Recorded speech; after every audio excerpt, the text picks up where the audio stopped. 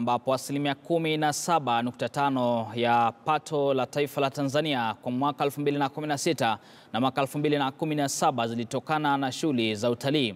Kutokana na umuhimu wake, taifa hilo la Afrika Mashariki limeandaa tamasha ya kwanza ili kuwavutia zaidi ya wananchi wake kujihusisha na utalii wa ndani. Furaha ya ushindi na tumaini jipya.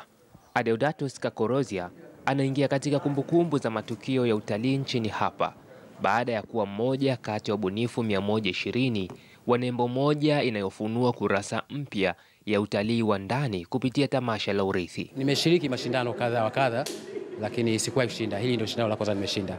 Najisikia furaha sana pia kwa sababu ile nembo iliyoshinda ni nembo ambayo niliwahi kuipeleka kwenye shindano lingine na haikuchukuliwa. Lakini bado nilikuwa naiamini, kwa hiyo nimeitumia na hatimaye sasa imepita. Kwa hiyo najisikia vizuri sana, nasikia furaha sana. Tamasha la urithi litafanyika kwa mara ya kwanza nchini na Septemba ya kila mwaka, matarajio yakiwa kukua na kufahamika kwa utalii wa ndani kwa wenyeji na Watanzania waishio ghaibuni, pia kuongeza wastani wa watalii wa kimataifa kukaa nchini.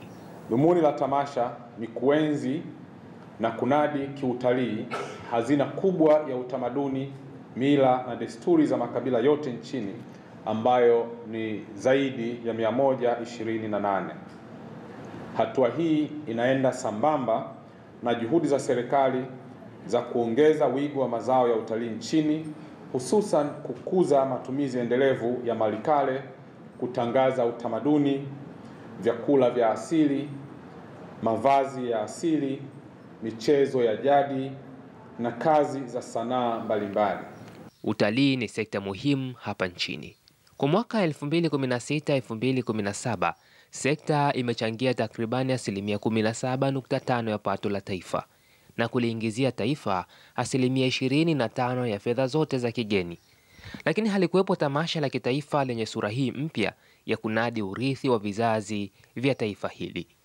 Rajabu Hassan, KT News, Dar es Salaam.